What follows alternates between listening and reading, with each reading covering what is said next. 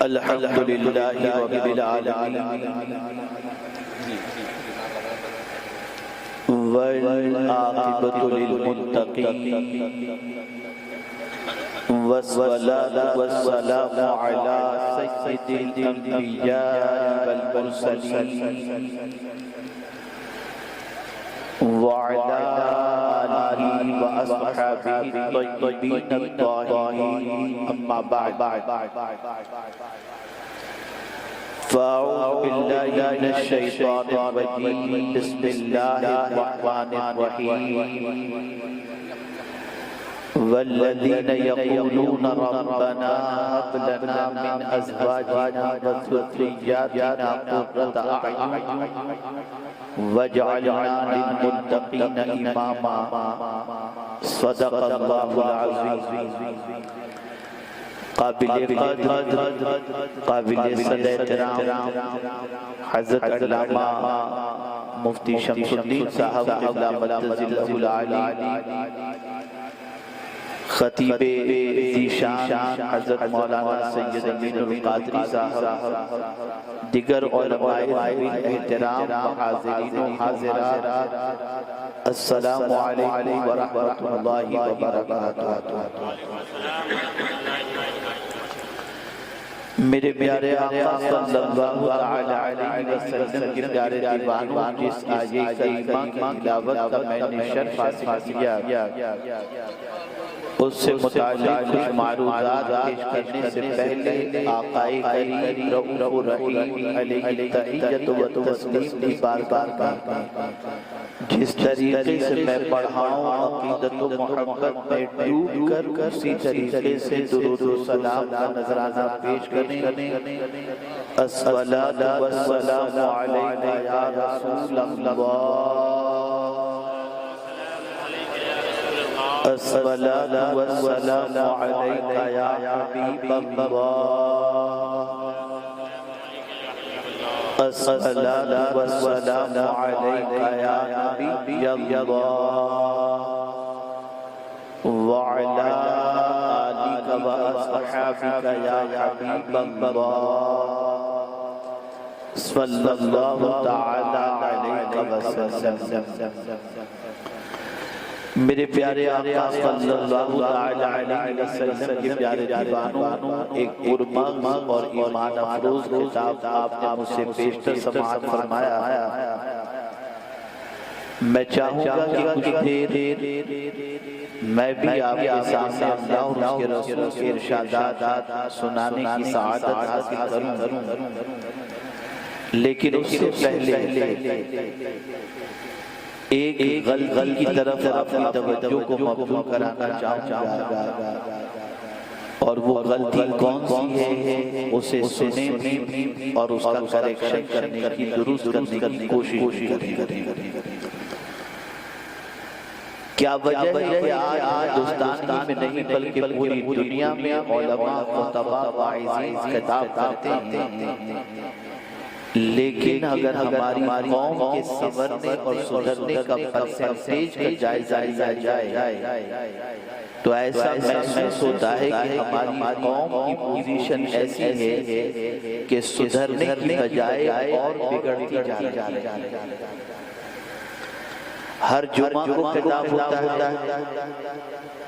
مختلف علاقوں کے اندر جلسے ہوتے ہیں، اصلاح معاشرہ کانفرنس، سنی اجتماع، ساری چیزیں ہو رہی ہیں، لیکن باوجود اس کے جلسوں میں آنے والے، اجتماع میں آنے والے، مسجد میں آنے والے آتے ہیں، سنتے ہیں، چلے جاتے ہیں، جیسے ویسے ہی رہتے ہیں،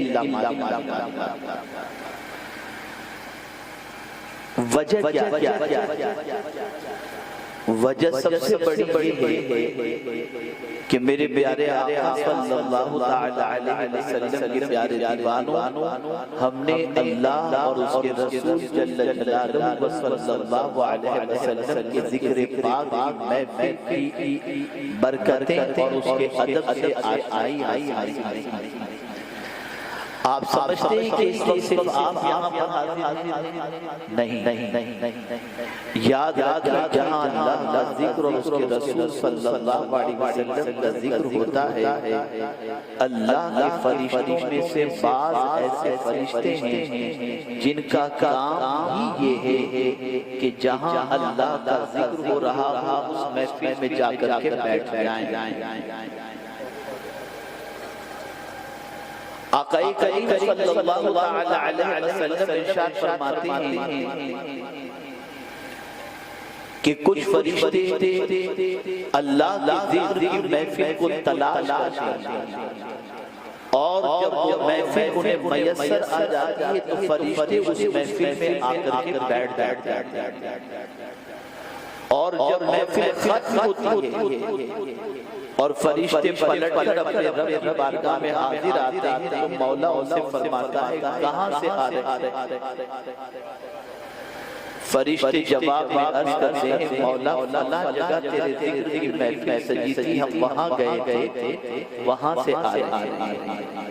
رب فرماتا ہے میرے فرشتوں بتاؤ اس محفل میں بیٹھنے والے، اس محفل میں سنانے والے کیا چاہتے تھے؟ فرشتے جواب میں عرض کرتے ہیں مولا وہ جنت کے متمنی۔ رب فرماتا ہے کیا انہوں نے جنت دیکھ لی؟ فرشتے عرض کرتے ہیں مولا انہوں نے جنت نہیں دیکھی۔ رب فرماتا ہے اگر جنت دیکھ لے تو فرشتے عرض کرتے ہیں مولا پوری زندگی تیری بندگی کے اندر گزار۔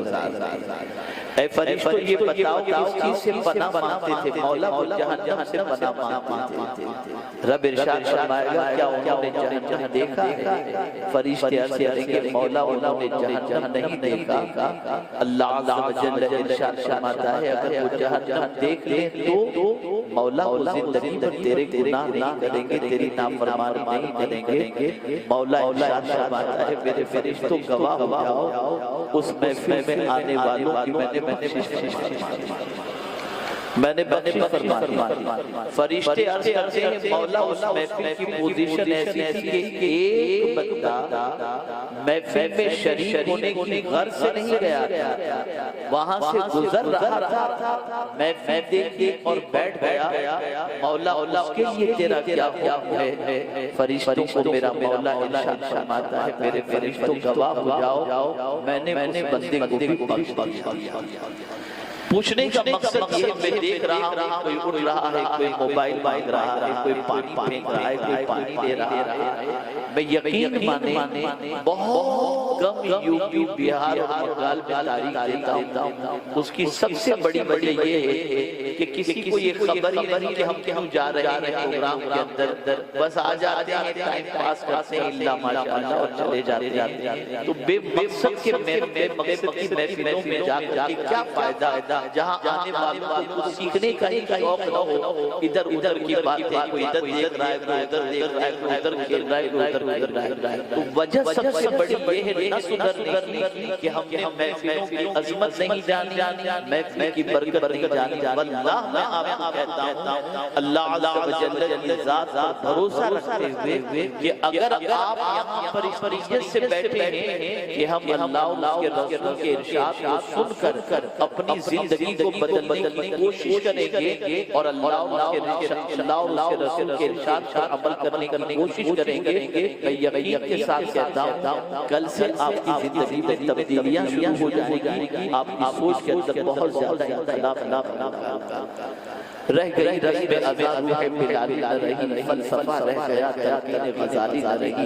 یہ محفلوں کا ہی معاملہ ہے جہاں کبھی کبھی کتنا کرم ہوتا ہے آپ نہیں جانتے۔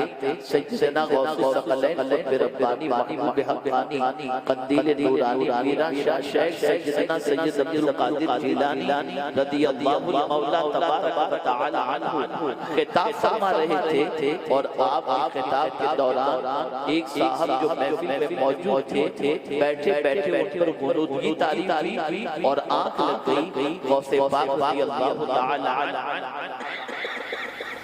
واز کو روکتے ہیں اور منبر سے اترتے ہیں، اس غنودگی کے تاریخ جس پر غنودگی تاریخ ہوئی تھی اور جو سو گیا تھا اس کے قریب جا کر ہاتھ باندھ کر کے کھڑے ہو جاتے ہیں۔ محفل واز ہے، واز کی محفل کے اندر بندہ سو گیا، غوث پاک اس کے سامنے جا کر ہاتھ باندھ کر کھڑے ہو گئے۔ کچھ دیر کے بعد اس کی آنکھ کھلی، دیکھا غوث پاک کو تو کافی متعجب ہوا اور حیرت میں پڑ کر حضرت سے معافی مانگنے لگا تو میرے غور سے ارشاد فرمایا، بتا آنکھ بند کر کے کیا دیکھ رہا تھا؟ اس نے کہا کہ نبی آپ سما کو دیکھا، رسول اعظم کا دیدار مجھے نصیب ہوا۔ تو غوث پاک نے فرمایا تو آنکھ بند کر کے میرے آقا کو دیکھ رہا تھا، میں آپ کو لی رکھ کر مصطفیٰ کا دیدار کرتا تھا۔ یہ وہ محفل ہے۔ مسلمانوں ذرا حالت دیکھو، کہاں کھڑے کیا تمہاری عزت ہے، کیا تمہارا وقار ہے، کیا تمہارا چال چلن ہے، زمانے میں تمہارا اسٹیٹس کیا ہے، دنیا کی نظروں سے دیکھ رہی ہے، تم کیا کر رہے ہو؟ پوری دنیا میں پورے ہندوستان کے اندر یوپی بہار بنگال کے بچہ مزدوری کرتے ہوئے نظر آ رہے ہیں اور ایک عجیب سچویشن کے اندر زندگی گزارتے ہوئے دکھائی دے رہے ہیں۔ لیکن آج میں اس پر تبصرہ کرنے کی بجائے چونکہ اصلاح معاشرہ کانفرنس ہے تو میں یہ بتانا چاہوں گا کہ معاشرے کے اندر ہی بچے ہوتے ہیں اور ہماری غلطی کہاں ہوئی جہاں سے ہمارے بچے بگڑنے لگے، ہمارے بچے گناہوں کی دہلیز پر پہنچنے لگے، ہمارے بچے آبادی کے راستے پر چلنے لگے، ہمارے بچے نافرمان ہونے لگے، ہمارے بچے اتنے بگڑ گئے کہ ہمیں اپنے بچوں سے متعلق تعارف کرانے میں شرمندگی محسوس ہونے لگی۔ ہمیں اس کو تھوڑا سمجھنا ہے۔ یار میرے پیارے آقا صلی اللہ علیہ وسلم کے پیارے دیوانوں، آج میں چاہوں گا کہ اولاد کی تربیت سے متعلق کچھ گوشے آپ کے سامنے قرآن کی روشنی میں رکھوں تاکہ جن کی شادیاں نہیں ہوئی وہ شادی کے بعد اپنی اولاد کے بارے میں فکر مند ہوں اور جن کی شادیاں ہو چکی ہیں وہ بھی آئندہ اپنے بچوں کی تربیت کے بارے میں غور کریں۔ میرے پیارے آقا صلی اللہ علیہ وسلم کے پیارے دیوانوں، مومنین کی دعا کے بارے میں قرآن کہتا ہے والذین یقولون ربنا هب لنا من ازواجنا وذرياتنا قرۃ اعین، اور وہ کہتے ہیں اے اللہ ہماری ازواج ہماری ذریت کو ہماری آنکھوں کی ٹھنڈک بنا۔ اللہ اکبر۔ انداز قرآن دیکھتے اولاد کے حوالے سے اور بیوی کے حوالے سے قرآن دعا کی تعلیم جو دے رہا ہے وہ کیا تعلیم ہے کہ اپنی بیوی بچوں کے بارے میں اللہ کی بارگاہ میں دعا کرو کہ تمہاری بیویاں تمہارے بچے تمہاری آنکھوں کی ٹھنڈک بنے۔ اللہ اکبر۔ آپ ذرا اندازہ لگائیے، پورے معاشرے کا جائزہ لے لیجیے، پوری سوسائٹی کا جائزہ لے لیجیے، پورے ملک اور پوری دنیا کا جائزہ لے لیجیے۔ ایک باپ ایک انسان جب شادی کرتا ہے تو اس کے ذہن کے اندر یہ گوشہ نہیں رہتا کہ میری اولاد اور میری بیوی میری آنکھوں کی ٹھنڈک بنے، بلکہ شادی ہونے کے بعد وہ صرف اتنا ہی چاہتا ہے جلدی سے میرے گھر اولاد آ جائے تاکہ میں بھی فکر سے کہہ سکوں کہ میں بھی باپ گیا۔ ماں کی سوچ یہ ہوتی ہے میری گود بھر جائے تاکہ لوگ مجھے ماں کہیں اور مجھے بھی کوئی ماں کہنے والا پیدا ہو جائے۔ بس بچے پیدا ہوئے بڑے اور اس کے بعد زندگی گزارنے لگے۔ لیکن قرآن نے بتایا کہ جن بچوں کے بارے میں تم فکر رکھتے ہو اور بچوں کے باپ اور ماں بننے کا ثواب دیتے ہو، یاد رکھو یہی بچے کبھی تمہاری راحت کا سامان بھی بن سکتے ہیں اور کبھی تمہاری زندگی کے اندر تمہاری تکلیف کا سبب بھی بن سکتے ہیں۔ اس لیے سب سے پہلا کام تمہارا یہ ہے کہ تم اللہ کی بارگاہ کے اندر اپنی اولاد کے لیے دعا کرو کہ اللہ تمہاری اولاد اور تمہاری بیوی کو تمہاری آنکھوں کی ٹھنڈک بنائے۔ جب میں نے تفسیر دیکھی کہ اس سے مراد کیا ہے تو حضرت حسن بصری علیہ رحمت و رضوان کا قول نظروں سے گزرا۔ حضرت حسن بصری علیہ رحمت فرماتے ہیں کہ اولاد اور بیوی کے بارے میں جو آنکھوں کی ٹھنڈک کی بات کہی گئی ہے اس کی وجہ سب سے بڑی یہ ہے کہ کوئی بھی باپ اپنے بچے کو نہ نماز پڑھتا دیکھتا ہے تو اس کی آنکھوں کو ٹھنڈک محسوس ہوتی ہے. کوئی ماں اپنے بچے کو عبادت گزار دیکھتی ہے تو اس کی آنکھوں کو ٹھنڈک پہنچتی ہے. تو مراد یہ ہے کہ اللہ مجھے ایسی بیوی اور ایسے بچے عطا فرما تیرے فرما بردار ہوں اور تیرے رسول کے فرما بردار ہوں تاکہ جب ہم انہیں دیکھیں تو ہماری آنکھوں کو ٹھنڈک محسوس ہو جائے, ہماری آنکھوں کو قرار محسوس ہو جائے. ایک چھوٹی سی بات نہیں کہی گئی, ایک معمولی بات نہیں کہی گئی, کسی عمل کا تخصص نہیں, کسی عمل کا کی خصوصیت کے ساتھ ساتھ کسی عمل کا ذکر نہیں ہوا کہ اللہ میرے بیٹے کو نمازی بنا دے, اے اللہ میرے بیٹے کو قائم النہار قائم اللیل بنا دے, صائم النہار بنا دے. نہیں, اتنی جامعیت ہے اس لفظ اندر, وقرۃ اعین آنکھ کی ٹھنڈک بنا. اللہ اکبر. بہت سارے نمازی ہوتے ہیں جو اپنے ماں باپ کو ستاتے ہیں, بہت سارے تلاوت کرنے والے ہوتے ہیں جو اپنے ماں باپ کو گھر سے نکالتے ہیں, بہت سارے روزے رکھنے والے ہوتے ہیں جو ماں باپ کو ڈنڈوں سے مارتے بھی دکھائی دیتے ہیں, بہت سارے ایسے بچے پڑھے لکھے ہوتے ہیں جو ماں باپ کی بے ادبی کر کے اپنے رب کے عذاب کو دعوت دیتے نظر آتے ہیں. اس لیے قرآن نے اس دعا کی تلقین فرمائی اور جو مومنوں کی دعا کا ذکر فرمایا اس نے قرۃ اعین فرمایا, آنکھوں کی ٹھنڈک, تاکہ کوئی کام بچہ ایسا کرے ہی نہیں جس سے ماں باپ کو تکلیف پہنچے, بلکہ بچہ ہر وہ کام کرے جس کام کو دیکھ کر ماں باپ کو ٹھنڈک.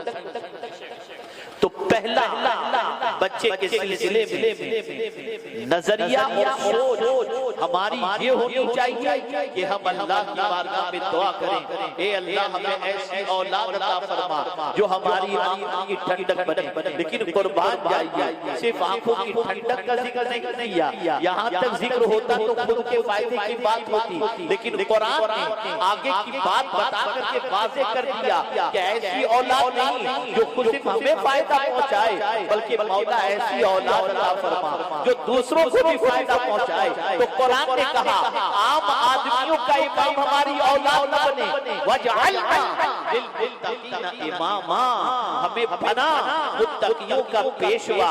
آپ اندازہ تو لگائیں, آپ غور تو کریں قرآن کے انداز پر, اور پھر آج کے معاشرے کا جائزہ لیں. بچہ پیدا ہوا لڈو تقسیم ہو رہے ہیں, بچہ پیدا ہوا خوشیاں منائی جا رہی ہیں, بچہ پیدا ہوا ڈھول باجے بجائے جا رہے ہیں, بچہ پیدا ہوا نیازیں تقسیم کی جا رہی ہیں, بچہ پیدا ہوا مٹھائیاں بانٹی جا رہی ہیں. لیکن کبھی اس بچے کے بارے میں آپ نے سوچا کہ اس بچے کے مستقبل کے بارے میں آپ کا منصوبہ کیا ہے؟ آپ نے اس بچے کے بارے میں کیا سوچا؟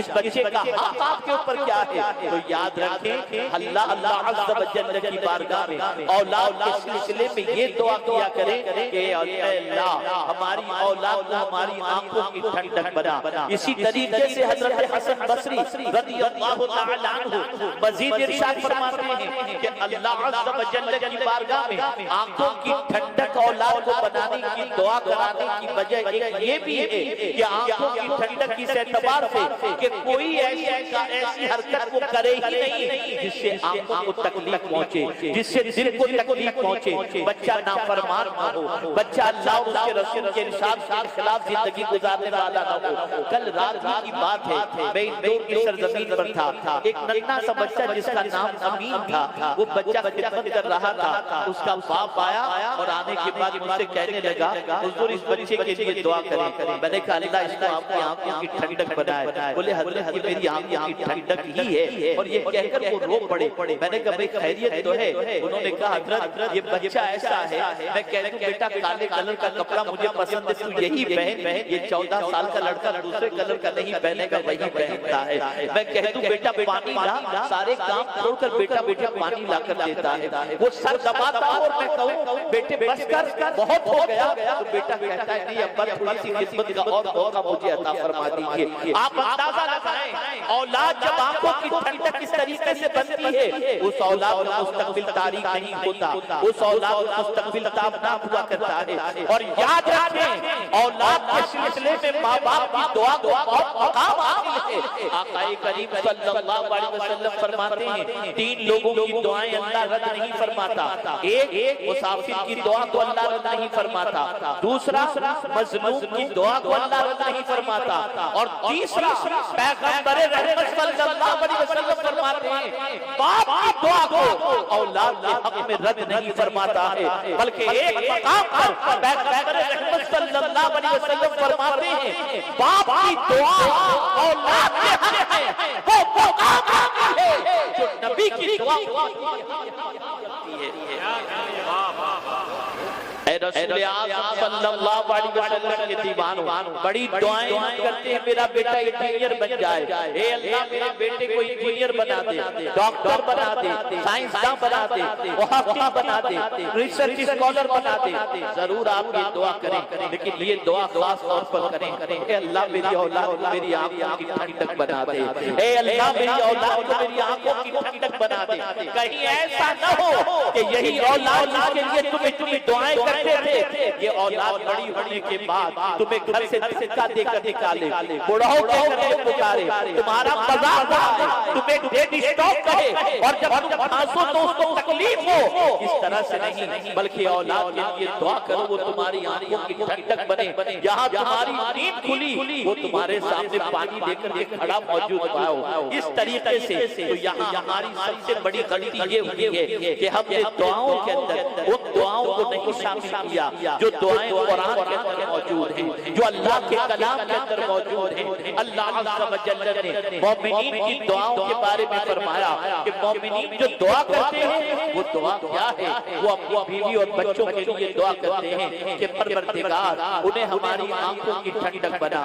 میرے پیارے آقا صلی اللہ علیہ وسلم کے پیارے دیوانوں, یہاں دوسرے پہلو کی طرف بھی میں آپ کی توجہ کو مبذول کراؤں. کبھی کبھی ایسا ہو جاتا ہے بچے اسے ایسی نازیبہ حرکت کر بیٹھتے ہیں کہ ماں کے دل سے بد دعائیں نکلتی ہیں. خاص طور پر شادی جہاں ہوئی کچھ دنوں کے بعد بیوی کی طرف کھینچاؤ اتنا بڑھ گیا کہ ماں کی پرواہ کم ہو گئی, باپ کی پرواہ کم ہو گئی. نتیجتاً مائیں بد دعائیں دے دیتی ہیں, باپ کے دل سے آہ نکلتی ہے. میں ہر ماں باپ سے گزارش کروں گا, خبردار پیغمبر رحمت صلی اللہ علیہ وسلم کی تعلیم کو ذہن کے اندر محفوظ کر لو. آقا کریم صلی اللہ علیہ وسلم فرماتے ہیں اپنی اولاد کو بد دعا نہ دو, ہو سکتا ہے وہی گھڑی مقبولیت ہو اور تمہاری زبان سے نکلی ہوئی بد دعا تمہارے بچوں کے مستقبل کو تاریک کر دے.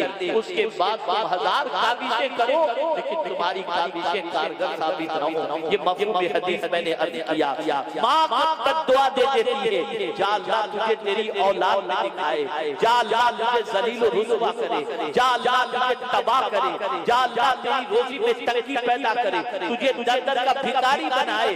ماں جوش میں آ کر یہ کہہ دیتی ہے, باپ جوش میں آ کر یہ کہہ دیتا ہے, اور اس کے بعد جب بیٹا کاس سے گدائی لے کر در در ٹھوکرے کھاتا ہے تو ماں کی آنکھوں سے آنسو نکلتے ہیں, باپ مصلے پر روتا دکھائی دیتا ہے. تو عرض کرنے کا منشا یہ ہے اگر ہزار تمہیں ستائے کبھی بد دعا مت دینا, کبھی اس کے لیے بد دعا کے الفاظ زبان سے نہ نکالنا. خدا کی قسم میں نے اپنی اس مختصر سی زندگی کے اندر کئی ایسے بڑے بڑوں کو دیکھا ہے کہ سب کچھ ہوتے ہوئے ماں اور باپ کی بد دعا نے انہیں کہیں کا نہیں رکھا. وہ کچھ مقام نہیں پا سکے, کچھ عزت نہیں پا سکے, کچھ مقام اور مرتبے پر فائز نہ ہو سکے. وجہ سب سے بڑی یہ تھی کہ ان کے پیچھے ماں کی دعائیں کام نہیں کر رہی تھی, باپ کی دعائیں کام نہیں کر رہی تھی, باپ کی بد دعائیں ان کے ساتھ لگی ہوئی تھی. اور اگر کوئی یہ تصور کرتا ہو میں مخلوق خدا کی خدمت کروں, میں دنیا کی خدمت کروں, میں غریبوں کو کھانا کھلاؤں, میں پریشان حالوں کی پریشانیاں دور کروں,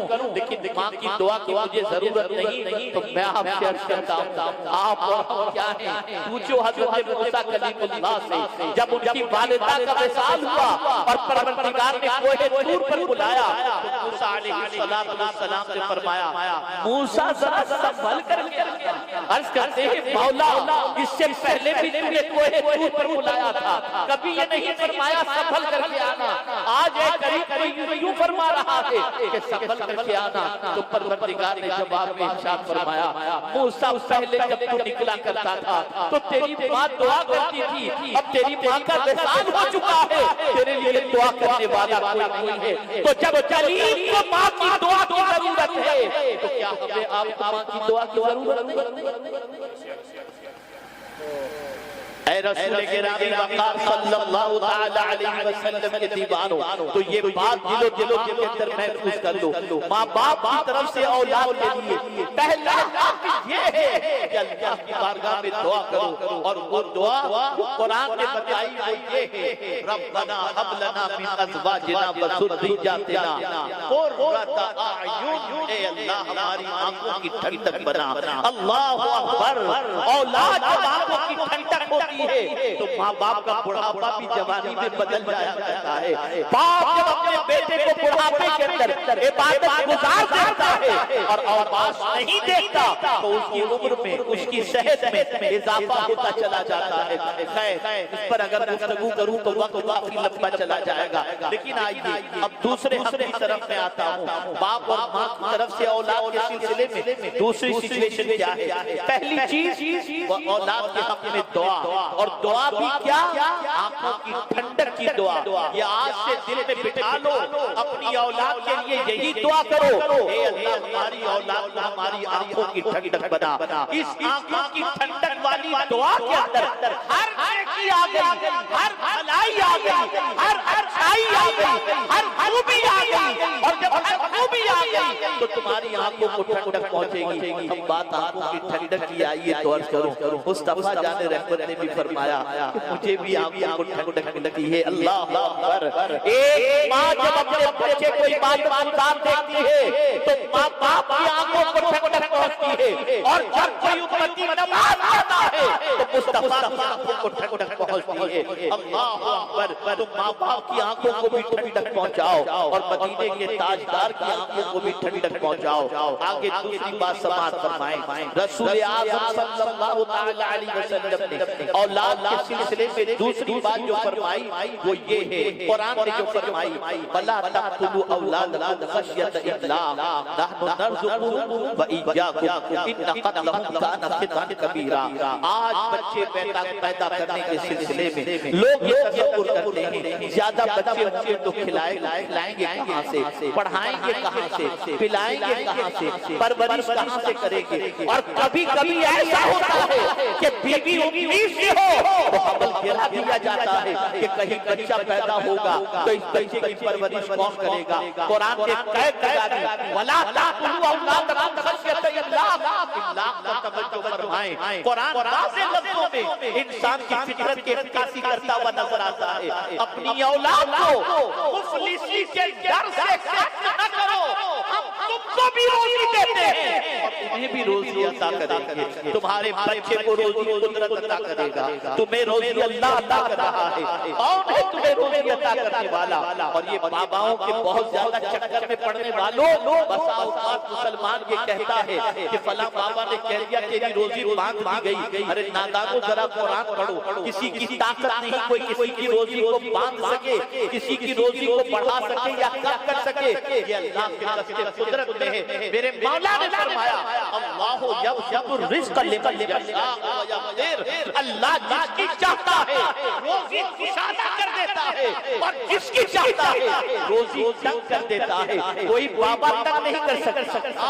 اگر آپ کو بری نظر لگ گئی تو آپ کی روزی میں تنگی ہو سکتی ہے، آپ کی روزی میں بری نظر کی وجہ سے آپ کے کاروبار پر بری نظر پڑ گئی تو آپ کو تکلیف پہنچ سکتی ہے، لیکن کوئی آپ کی روزی باندھ نہیں سکتا، کوئی روزی پر پہرا نہیں بٹھا سکتا۔ تنگ کرنے کی ذمہ داری اور کشادہ کرنے کے حوالے سے یہ مولا نے فرمایا اللہ یبسط الرزق لمن یشاء ویقدر، اللہ عز و جل جس کی چاہتا ہے روزی کشادہ کر دیتا ہے اور جس کی چاہتا ہے روزی تنگ کر دیتا ہے۔ تو آج یہ کر رہا تھا مفلسی کے خوف سے بچے کو قتل نہ کرو، اور آج کل اگر پتہ چل جاتا ہے کہ پیٹ میں بچی پرورش پا رہی ہے تو بچی کی وجہ سے آدمی حمل گرا دیتا ہے کہ بچی کو جہیز دینا پڑے گا، یہ کرنا پڑے گا۔ لعنت ہو اس جہیز کی رسم کے اوپر جس کی وجہ سے بہت ساری بچیاں ماں کے شکم کے اندر ہی مار دی جاتی ہیں یا زندگی بھر کڑ کے زندگی گزارتی نظر آتی ہیں۔ خیر،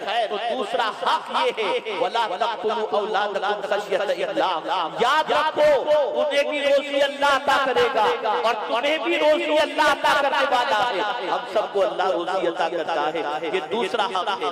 تیسرا حق کیا ہے؟ تو قرآن یہ کہتا ہے تیسرے حق کے حوالے سے وَأْمُرْ أَهْلَكَ بِالصَّلَاةِ، اپنی اولاد کو نماز کا حکم دو۔ اللہ نماز کا حکم اہل و عیال کو دینے کا قرآن کہہ رہا ہے۔ انبیاء کرام نے اپنی اولاد کو نماز کا حکم دیا، اللہ اکبر، لیکن جو قوم بے نمازی ہو اپنی اولاد کو نماز کا حکم کیا دے گی؟ اللہ اکبر۔ یہ مجمع یہاں پر موجود ہے، میں معذرت کے ساتھ عرض کروں گا اگر میں ہاتھ اٹھوانے لگاؤں کہ کتنے لوگوں نے آج 5 وقت کی نماز پڑھی ہے تو میں نہیں کہہ سکتا کتنے لوگ ہاتھ اٹھائیں گے۔ اور نماز کو ترک کرنا یہ اتنا معمولی گناہ گناہ بھی تصور نہیں کیا جاتا، بلکہ اسے ایسا سمجھا جاتا ہے چلو چلتا ہے نماز نہ پڑھنے کی۔ آقا کریم صلی اللہ علیہ وسلم نے فرمایا جو ایک وقت کی نماز کو جان بوجھ کر کے قضا کرے اللہ اور اس کے رسول کا دست امان اس پر سے اٹھا لیا جاتا ہے۔ مسلمانوں تمہیں ہوش نہیں، نماز چھوڑ، سجدہ چھوڑ، اللہ کی بندگی چھوڑ، نمازیں قضا کر۔ اللہ اکبر۔ مجھے یاد ہے حضور حافظ ملت علیہ رحمت و رضوان کا وہ قول، بڑی معذرت کے ساتھ میں کسی پر کرٹیسائز نہیں کر رہا، واقعہ ہے جو میں پیش کر رہا ہوں۔ حضور حافظ ملت علیہ رحمت کے ساتھ ایک شاعر صاحب سفر میں تھے، اسٹیشن پر ٹرین رکی، اس زمانے میں کئی منٹ ٹرین رکتی تھی، 20 منٹ 30 منٹ آدھا گھنٹہ اتنوں میں روکا۔ حافظ ملت علیہ رحمت اترے، مصلی بچھایا، نماز پڑھی، لیکن میں کیا کہ شاعر صاحب نماز نہیں پڑھی۔ نماز کے بعد ٹرین میں بیٹھنے کے لیے شاعر صاحب ساتھ میں ہو گئے، سفر میں بھی ساتھ تھے۔ حضور حافظ ملت علیہ رحمت نے پوچھا شاعر صاحب آپ نے نماز نہیں پڑھی؟ حضور ایسا ہے کہ میرا وضو نہیں تھا اور وضو کرنے کے لیے گیا تو نل میں پانی نہیں تھا، مشین خراب محسوس ہو رہا تھا، کسے نماز نہیں؟ اللہ العظیم ان اللہ والوں جملوں پر قربان، ایک ہی جملہ حضور حافظ ملت نے فرمایا، ارشاد فرمایا شاعر صاحب مشین تو خراب ہونے کے لیے ہے، انسان تو خراب نہیں ہونا چاہیے۔ مشین تو خراب ہونے ہی کے لیے ہے، انسان کو خراب نہیں ہونا چاہیے۔ آپ اندازہ لگائیں آج نماز سے اتنی کوتاہی برتی جا رہی ہے اس کی کوئی انتہا نہیں۔ قرآن کہتا ہے وَأْمُرْ أَهْلَكَ بِالصَّلَاةِ، اپنے اہل و عیال کو نماز کا حکم دو، اور پھر یہی نہیں کہ حکم دو وَاصْطَبِرْ عَلَيْهَا، اور اس پر خود بھی جمے رہو۔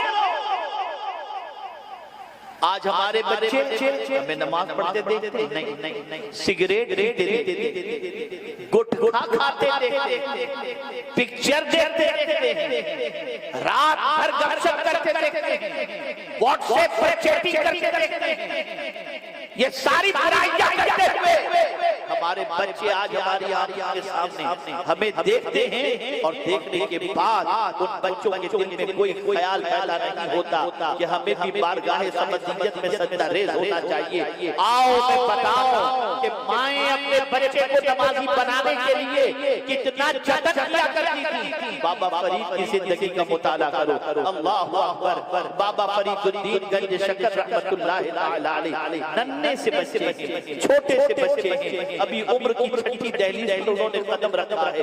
ماں نے چاہا میرا بیٹا نماز کا پابند بن جائے، اور آپ دیکھتے ہوں گے ہر بچے کو میٹھی چیز سے محبت ہوتی ہے، چاکلیٹ چاہیے، آئس کریم چاہیے، یہ چیزیں بچے مانگا کرتے ہیں۔ ماں بچے کی فطرت سے واقف تھی، اس لیے بابا فرید سے فرمایا بیٹے نماز پڑھو اللہ تمہیں شکر عطا کرے گا۔ اللہ اکبر، بیٹے نے وضو کیا، ماں نے مصلی بچھایا، جیسے بیٹا وضو کرنے کے لیے گیا ماں نے مصلی کے نیچے شکر رکھ دی، بیٹا جیسے ہی آیا اور نماز پڑھی مصلی ہٹایا، شکر مل گئی، بچہ خوش ہو گیا، بچہ اس طرح سے نماز کا پابند ہوتا گیا۔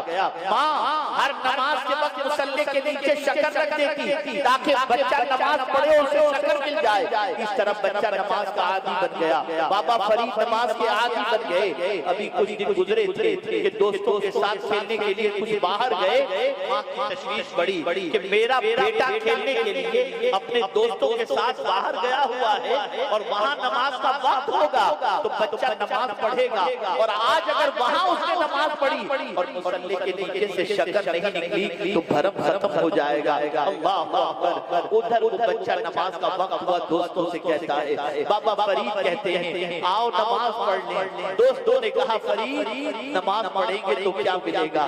بابا فرید نے کہا شکر ملے گی۔ چادر بچھا دی گئی، ماں ادھر پریشان ہے، بے تاب ہے، بے قرار ہے، اور خدا کی قسم یہ بات ذہن کے اندر محفوظ کر لو، ماں بے قراری کے اندر جب اللہ کی بارگاہ میں دعا کرتی ہے تو پروردگار اس دعا کو ایسی قبولیت عطا کرتا ہے کہ کبھی اسماعیل کے قدموں سے پانی کا چشمہ جاری کر دیتا ہے، اور کبھی ماں کی بے قراری کی وجہ سے ولایت آج نصیب ہو جاتا ہے۔ اللہ اکبر، ماں بے قراری کے سجدے میں چلی گئی اور اپنے رب سے عرض کرنے لگی، مولا فرید کو تیری بارگاہ میں جھکانے کے لیے میں نے شکر کی لالچ کی تھی، لیکن آج میرا بیٹا باہر کھیل رہا ہے اور باہر کوئی شکر رکھنے والا نہیں ہے، میری تیری بارگاہ میں التجا ہے، مولا تم غیب سے شکر کا اہتمام کر دینا۔ رونے لگی اور رو کر جب ماں نے یہ دعا کی، بابا فرید نے نماز پڑھی، ہٹاؤ ہٹاؤ ہٹاؤ ہٹاؤ، چلو چلو چلو ہٹو، چلو چلو چلو چلو ایک مرتبہ درود شریف پڑھی، اللہم صلی علی سیدنا و مولانا محمد معدن الجود والکرم والی واصحابہ وبارک وسلم۔ ماں نے روتے ہوئے اللہ کی بارگاہ میں عرض کیا، بابا فرید نے نماز پڑھ لی اور جیسے ہی نماز ختم ہوئی مسلماں سے چادر جیسے اٹھائی تو نیچے شکر کا خزانہ تھا۔ میرے قریب نے یہ ادا ماں کی پسند کی اور بچے کی پسند کی، اور اسی کے بعد سے بابا فرید کو لقب ملا گنج شکر، شکر کا خزانہ۔ کیا کہنے، بے شک۔ تو مائیں اپنے بچے کو نمازی بنانے کے لیے لالچ کیا کرتی تھی اور سجدے کا پابند بناتی تھی، لیکن جن ماؤں کا حال یہ ہے کہ اپنے بچے کو بلکتا دودھ سے دیکھتا دیکھ کر بھی ان کے سیریل نہیں چھوٹتے، ان کے پکچر نہیں چھوٹتے، ان کا ٹائم پاس نہیں چھوٹتا، کبھی بچے نے ماں کو سجدہ کرتے نہیں دیکھا، اس بچے میں سجدے کی تڑپ کہاں سے پیدا ہوگی؟ تو قرآن کہتا ہے وَأْمُرْ أَهْلَكَ بِالصَّلَاةِ، اپنی اولاد کو نماز کی تعلیم دو، اور اسی کے ساتھ ساتھ چوتھا حق پیغمبر رحمت صلی اللہ علیہ وسلم نے یہ فرمایا اپنی اولاد کا اچھا نام رکھو۔ اللہ اکبر، آج بچہ پیدا ہوتا ہے تو حضرت مولانا مفتی شمس الدین صاحب کے پاس، دیگر علماء کے پاس، حضرت مولانا سید امین القادری صاحب کے پاس کوئی بھی قریب رہنے والا جس کے یہاں بچے کی ولادت ہوتی ہے تو آتا ہے، حضرت کوئی لیٹسٹ نام بتاؤ، کوئی نیا نام بتاؤ جو کسی نے نہ رکھا ہو۔ اللہ اکبر، یہی تو ہوتا ہے۔ اگر کہا جائے عبداللہ نام رکھو، حضرت یہ میرے چچا کا نام ہے، عبدالصمد رکھو یہ میرے دادا کا نام ہے، محمد نام رکھو، حضرت یہ تو بہتوں کے نام ہیں۔ اس طریقے سے کہتے ہوئے نظر آتے ہیں۔ ایک لطیفہ سنا دوں، اللہ اکبر، بامبے کی سرزمین پر ماضی قریب میں ایک بزرگ گزرے ہیں جن کا نام مولانا عبدالقادر کھتری صاحب علیہ رحمہ تھا۔ اصلاحی پہلو پر بہت اچھی تقریر کرتے تھے۔ اللہ اکبر، ان کے پاس ایک شخص آیا بچے کی ولادت کے بعد، حضرت وہ مٹھائی قبول کیجئے، میرے یہاں بچے کی ولادت ہوئی ہے، حضرت کوئی نام بتائیں۔ انہوں نے 10-15 صحابہ کے نام اور اچھے نام ان کو بتائے۔ حضرت یہ تو ہمارے رشتہ داروں میں بہتوں کے نام ہیں، کوئی لیٹسٹ نام بتائیں۔ تو آپ نے فرمایا ایک نام بتاتا ہوں جو کسی نے ابھی تک نہیں رکھا، تو رکھ لے۔ کہا حضرت فرمائیے ابلیس رکھ۔ کہ حضرت آپ کیسا کہہ رہے ہیں؟ تو بولے پھر سرکار نے فرمایا ہے کہ اللہ کو عبداللہ نام پسند ہے، عبد الرحمن نام پسند ہے۔ اب وہ کروڑوں نام کے عبداللہ اور عبد الرحمن ان کو کیا ہے، تجھے تو اپنی پسند کی بجائے مصطفیٰ کی پسند کو دیکھو۔ تو اچھے نام رکھو، محمد رکھو، احمد رکھو، حامد رکھو، محمود رکھو، عبداللہ رکھو، عبدالصمد رکھو، یا صحابہ کرام کے جو نام ہیں ان ناموں میں سے نام رکھو، تاکہ ان کے ناموں کی برکتیں اور اثرات بچے کی زندگی کے اوپر مرتب ہوں۔ تو عرض کرنے کا منشا یہ ہے، اچھا نام رکھنا یہ بھی بچوں کے حق کے اندر شامل ہے۔ میرے پیارے آقا صلی اللہ تعالی علیہ وسلم کے پیارے دیوانوں، اسی طریقے سے بچے کا ایک حق یہ بھی ہے کہ ماں باپ بچے کی اچھی تربیت کریں۔ ہمارے یہاں کیا ہے، نئے کپڑے پہنا دینا سمجھتے ہیں بچے کا حق ادا کرنا۔ بچے کو برتھ ڈے کے موقع پر گفٹ ہم نے دے دیا، آپ نے سمجھا کہ بچوں کی محبت کا حق ادا کر دیا۔ نہیں، آقا کریم صلی اللہ علیہ وسلم سے پوچھا گیا، یا رسول اللہ صلی اللہ تعالی علیہ وسلم، ماں باپ کی طرف سے اولاد کے لیے سب سے بڑا تحفہ کیا؟ ماں باپ کی طرف سے اولاد کے لیے سب سے بڑا تحفہ کیا ہے؟ پیغمبر رحمت صلی اللہ علیہ وسلم نے فرمایا، اچھے اخلاق، یہ سب سے بڑا تحفہ۔ تمہارا بچہ اگر گالی دیتا ہے معاشرے میں عزت نہیں ہوگی، تمہارا بچہ معاشرے کے اندر سگریٹ پیتا ہے عزت نہیں ہوگی، بچہ جھنس پیتا ہے عزت نہیں ہوگی، بڑوں سے موڑی بڑوں سے بولی کرتا ہے عزت نہیں ہوگی۔ لیکن اگر تمہارا بچہ بڑوں کا احترام کرتا ہے، بڑوں کی محبت، بڑوں کی تعظیم کرتا ہے، ادب سے ملتا ہے، ادب سے بات کرتا ہے، تو ہر آدمی یہ کہے گا کتنے اچھے اس کے ماں باپ ہیں، کتنی اچھی تمیز سکھائی ہے اسے۔ لیکن اللہ اکبر، آج ماؤں کو یہ تمیز نہیں سکھانے کا وقت، آج باپ کو ان چیزوں کا خیال نہیں۔ بچے پیدا ہوئے، بڑے ہو گئے، ہم ہماری زندگی میں، بچے بچوں کی زندگی میں، یہ بچوں کا حق نہیں۔ قیامت میں بچہ اللہ کی بارگاہ میں کہے گا، مولا میں پیدا ہوا تھا، میرے باپ نے مجھے حق نہیں دیا، میری ماں نے میری تربیت نہیں فرمائی، اس لیے یاد رکھو تم کچھ دے سکو یا نہ دے سکو اپنی اولاد کو، لیکن اچھے اخلاق ضرور دینا، اچھی تربیت ضرور کرنا۔ اس کی وجہ سے تمہارا بچہ لوگوں کی آنکھوں کا تارا بن جائے گا، لوگوں کے دلوں میں اس کی عظمت و محبت بیٹھ جائے گی۔ اسی کے ساتھ ساتھ پیغمبر رحمت صلی اللہ علیہ وسلم نے فرمایا کہ بچوں کے سلسلے میں عدل سے کام لو۔ اللہ اکبر، آج سچویشن یہ ہے کہ 3 بیٹے ہو اور 1 بیٹی ہو، یا 2 بیٹے اور 2 بیٹیاں ہوں، یا 4 بیٹی اور 1 بیٹا ہو، تو بیٹے کو سر پر اٹھا کر ماں باپ گھومتے ہیں، بیٹیوں کی پرواہ نہیں کرتے۔ العیاذ باللہ۔ ایک صحابی میرے آقا صلی اللہ علیہ وسلم کی خدمت میں حاضر ہوئے، آقا کریم صلی اللہ علیہ وسلم سے عرض کیا، حضور میں نے میرے اس بیٹے کو غلام دیا ہے، ایک غلام اس کو میں نے پیش کیا ہے۔ سرکار صلی اللہ علیہ وسلم نے فرمایا تمہارے اور بھی بیٹے ہیں؟ کہا ہاں۔ کیا تم نے سب کو غلام دیا ہے؟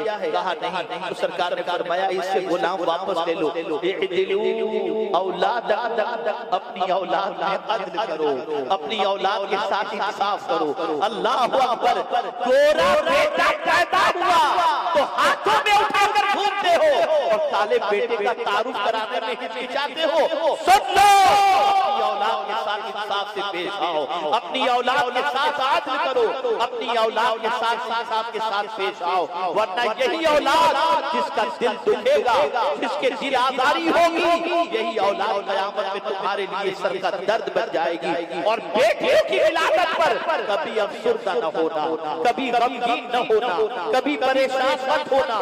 پیغمبر رحمت صلی اللہ علیہ وسلم نے فرمایا جس نے 3 بیٹی یا 3 بہنوں کی پرورش اسلامی اصول و ضوابط کے مطابق کی اور اسے رخصت کیا، سرکار فرماتے ہیں وہ بچیاں اس کے لیے جنت کا ذریعہ بن گئی۔ اللہ اکبر۔ ایک صحابی حضور کی خدمت میں حاضر آئے، عرض کرتے ہیں ہیں یا رسول اللہ صلی اللہ تعالی علیہ وسلم میں نے فلاں کے گھر کے اندر دیکھا، فلاں کے گھر پر دیکھا کہ آسمان سے نور کی کرنیں آ رہی ہیں، لکیر آ رہی ہے اس شخص کے گھر پر، اور ایسا لگتا ہے نور کی لکیر جا رہی ہے اور آ رہی ہے۔ سرکار اس کی وجہ کیا ہوگی؟ میرے آقا نے فرمایا جا کر دیکھو، ہو سکتا ہے اس کے گھر بیٹی کی ولادت ہوئی ہوگی۔ آپ اندازہ تو لگائیں، ایک بیٹی گھر میں پیدا ہو تو اس کی وجہ سے آسمان سے انوار و تجلیات کی بارشیں ہوتی ہیں، اور تمہارا وہ یہودیوں کی مشرکین کی طرح سے اگر کسی مسلمان کا چہرہ